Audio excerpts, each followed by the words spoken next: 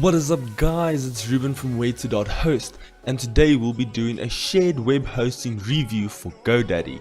We'll be going from sign up all the way through to getting a hosted website up and running. Let's do this. GoDaddy.com. We want to take a look at their shared web hosting, which is located here, and their web hosting. You see they've got Linux plans, they've also got window plans, but we don't need those features at all, so we're just going to stick with the simple Linux plan. We've got economy, deluxe and ultimate. We have already seen that we don't need more than one website, we will not need more than 100 gigabytes of storage, and obviously we get some additional features to it. So yeah, we've got our plan selections. We can take a look. We've got the 3, 12, 24 and 36 month plan. I see that they do have some loyalty aspects to it. If you choose the 36 month, then you get it at $4 a month, which is rather nice. They've got here all your additional features such as site backup and restore, site lock and your SSL certificate. Now if you take a look at the pricing, the site backup is pretty standard pricing. Site lock is actually below the standard. The standard is about $1.67 a month. So this is actually a little bit cheaper. However, the SSL certificates is $69.99, which is, it normally goes between $49 to $59 a year. So this is actually a little bit pricey for the SSL certificates. We have taken a look at their packages and decided we're going to go with their 12-month option, and then we're going to continue. Alright, here we can see that we've taken the economy Linux hosting package, and that we've chosen our 12-month terms. There's the monthly and then this total or subtotal. We've still got tax that's been added. Now going on to our promotional codes, I went and did some digging, and I found here something that I think would be quite awesome.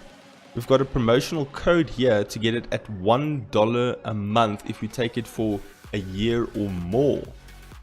And now for an entire year, only $13.68, which is really cheap. So we're gonna go with that. We also do get our free domain with it, but we're not going to use that. We're rather going to stick with the subdomain option. Next would be to now actually pay and fill in your billing details and your account information. I'm going to do that now, and then I'll bring you guys back to the control panel. Here we land on our C panel. We've got a very nice feature that they have, as we can see the CPU usage, memory, disk space, file usage, the works, which is really nice, including the data center region which we have decided to host from. We've got our website's IP address, we've got our home directory, and of course we've got our subdomain and domain and extension all there for us. We can copy and paste that to go view our site. This is a basic cPanel setup with the file manager, databases, the different web applications that you can use, domains, all the different security metrics, software, the advanced stuff, and including our email. So first things first, let's take a look at setting up a plug-in content management system of sorts. Now we can take a look at their web applications that they have here. I think we want to take a look at their WordPress setup. They're using Installatron, which here you can see all the features, you can see all the different aspects to it. This is more an Installatron feature than actually GoDaddy, but they're using that to install all the different plugins. So let's go, let's install. And now we can see the location. This is the domain we would like to use. Here's the version, our language. Here's all the terms and conditions. We don't need to do anything special here. I would, however, prefer to update the WordPress plugins. This is preference, and along with the themes. And then we've got our admin. I'm just going to call it admin. And the password of my choice. the email, we've got our website title, and there we go. We filled in all that relevant information. We don't need to worry too much about these, and neither do we need to worry too much about the advanced settings, and we can just click install. And here we can see that the GoDaddy demo site is busy installing. The installation seems to have been completed. Now we can either take a look at our site, or we can go directly to the admin login where we can start updating things. Now we want to actually go to the WordPress admin. Okay, cool. Now we're at the WordPress quick setup. This I'm not going to lead you guys through because this is WordPress. This isn't actually GoDaddy. So I'm going to go through the whole process, get a little site up and running, and then I'll bring you guys back. And here we go. Our WordPress site is up. That was really easy. That was basically a one-click install. We just had to enter the title and the tagline and choose our options that we'd like for it. And voila, we have a site. Then from there was just WordPress stuff, you know, implementing everything, choosing the template, etc, etc. And we've got a demo site up and running. You can take a look. Here's the home page, and here is the About Us page. So that was quite easy. Next we move on to FTPing our file in. Now we've got the site here, but what I'm going to do is I'm just going to click uninstall. Yes, I do choose to uninstall it. And then it's going to uninstall, and then we can look at FTPing our demo site in for speed testing. Now, besides them sending us the email of our FTP information, I want to see if we can use it from here. So we want to FTP. So we go to our FTP accounts, and we can see here's our login username. Let's configure our FTP client. Here we've got our server, our username, and obviously we have to know our PIN. They're not going to give that to us. Alright, and here we have our information. Okay, now that we've entered the information, we can quick connect, and we are in. Here we've got our public HTML, and now we can upload, and then once it's uploaded, I'll bring you guys back. And our files have all been uploaded, and now we can take a look at our site. So we go here to our home page. We can quickly grab the URL, you can paste it, and there you go. GoDaddy demo site is up. All the images have loaded in, and now we can start doing some speed testing, the real fun part, to see all the analytics and how it performs. Alright, so we're going to be using GTmetrix and web page test. This is where we'll be doing our analysis on it. What we're going to do is we're going to paste our URL, and we're going to tell it to analyze. Same here.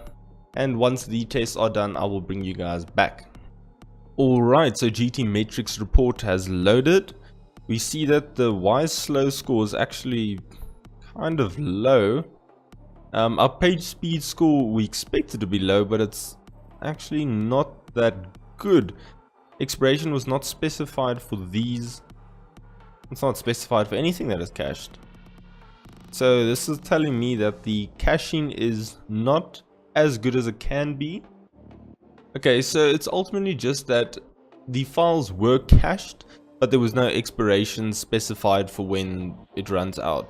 So that's okay. It's not great. Would have been nicer. It's a small feature, doesn't actually influence performance a lot, but the files are going to be now kept on the user's computer for like forever because there's no expiration to it.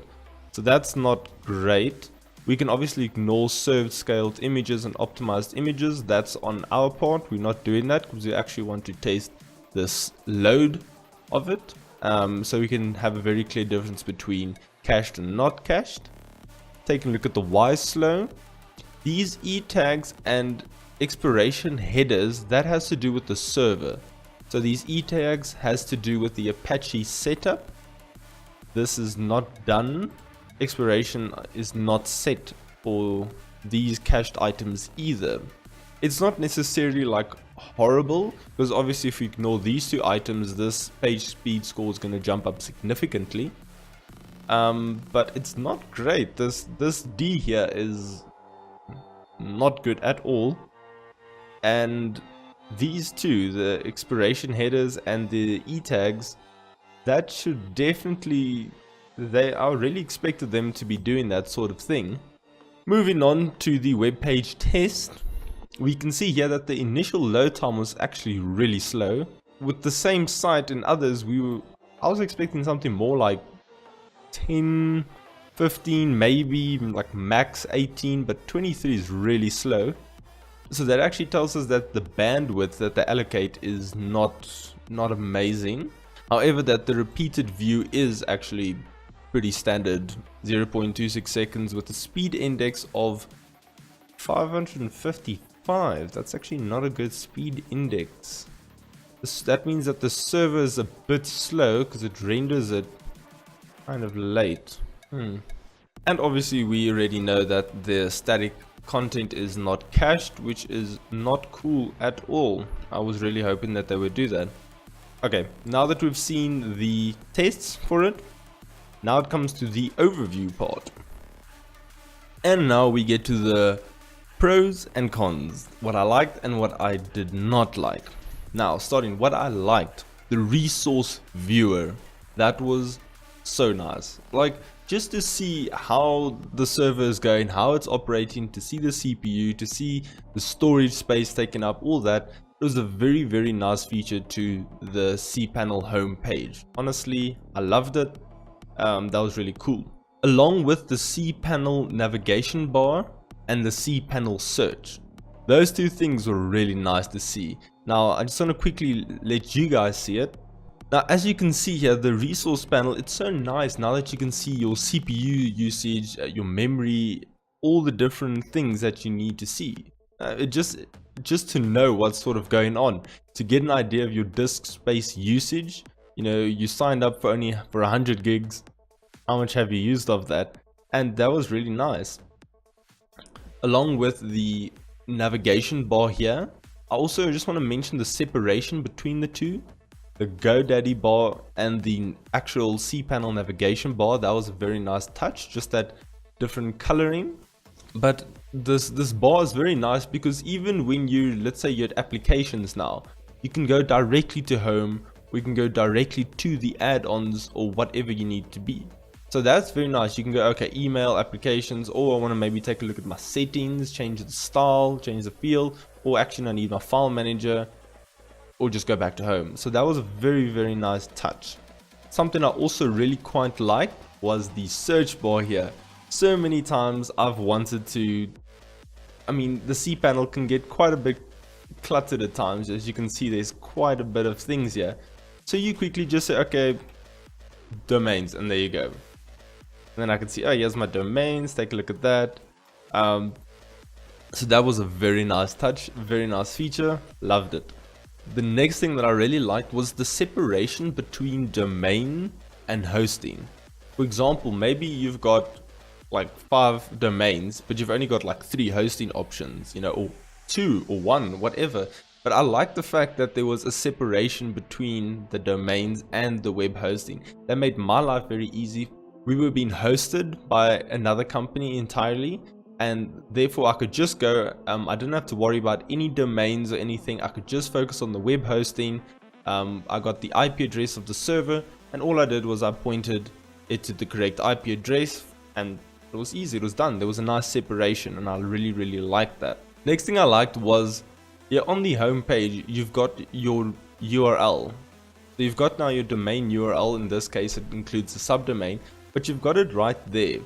And it may seem silly that it's, okay, well, how often do you use it? You actually use it quite a lot. And you copying and pasting and this and that. So it's actually very nice to have it there. I know that I can always go to the homepage. I can quickly grab my URL and paste it in. So that was just it's very small. It's probably seen as insignificant, but I really liked it. And then last but definitely not least, it was the overall look and feel. Now, if you take a look here, you can see that everything is very nicely spaced. There's a good separation between elements. Nothing feels cluttered. The sections are well divided. I don't feel like they just shoved together. Very nice spacing. It gives the feel, it feels very easy and open, and I can navigate through this and I don't feel like I'm bombarded with information, which is awesome. So that was the likes. Now to the part of what I did not like. This is the only other aspect that I had issues with, and that was the caching. As you saw from the page speed tests, the caching was definitely not up to par. I believe it was the e-tag headers that has to do with the Apache setup that wasn't nice, and the expiration dates on cached objects, which is also to do with the server setup. Those were not done very well, or in fact they were not done at all. It's not as good as it could have been. The speed itself was still very good. The stuff that was ignored didn't influence the speed or anything. It's not like items weren't cached. It's not the biggest deal in the world, but I like perfection, and I like when they do everything they possibly can. And in all the other aspects, GoDaddy really does, but just got to do with their servers now. The caching, it's one small area where they unfortunately do fall, and it doesn't even affect their speed in any way. It's pretty much just things that they've forgotten to do. And that does it for today's review of GoDaddy. I hope you guys now have a better idea of who you would want to host your website.